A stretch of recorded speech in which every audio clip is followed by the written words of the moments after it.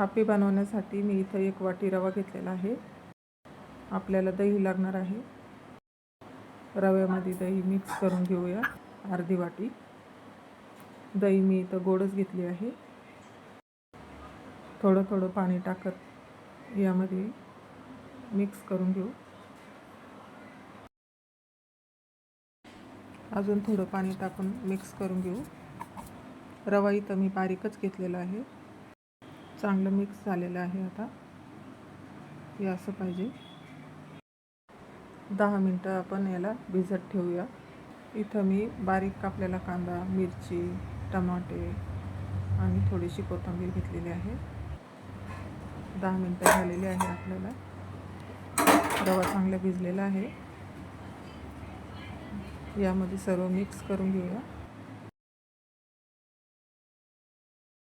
1 चमचा मीठ टाकलं. थोडासा खाण्याचा सोडा टाकलेला आहे.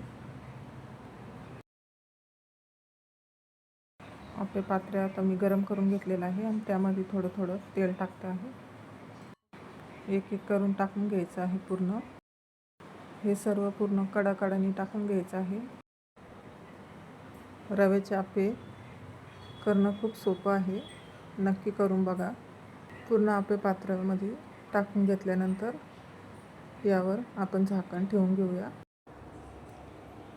10 ते 15 मिनटं वाफ काढून घेऊया. छान असे आप्पे फुगलेले आहे. आपले सर्व आप्पे असे आपण पलटी करून घेऊया. हे बघा, मधले तर खूपच छान झालेले आहे. दुसऱ्या साईडने आपण वाफ काढून घेऊया थोडी वेळ, 5 मिनटं तरी.